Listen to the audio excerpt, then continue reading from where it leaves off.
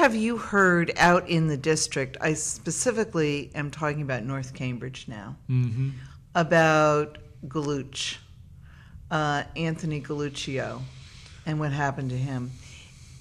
I'm looking at it from all perspectives, but the perspective that interests me the most is the entitlement that here was the state senator, the state legislator, that was involved in this situation where city cops were driving him home when he was obviously too inebriated to drive, and that there was a bit of a cover-up. And how do you explain this to your constituents when they ask you?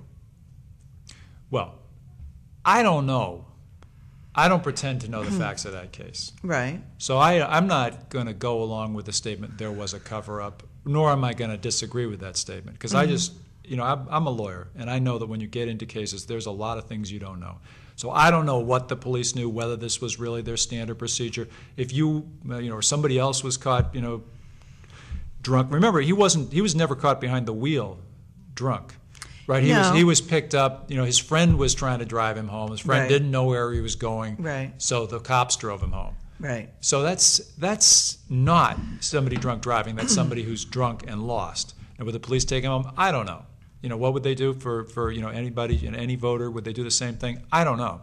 I just don't know. So I'm not. Yes, you do know. They would not do the same thing for any voter. I think the police help a lot of people out. Get people home. That are. I think they probably did, they might not know where he lived. I mean, I think the fact that he was, a visible person enabled them to help him more effectively. But I don't want to push back or forth on that because I just don't know.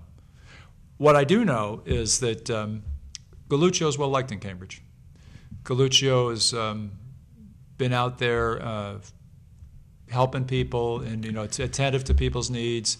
And I think he has a reputation as being a pretty forthright person. Perhaps not about these issues. He's kept his mouth closed about these issues, refused to comment and so forth. But generally, he's sort of perceived as a hail fellow, well met, that's out there trying to serve the people.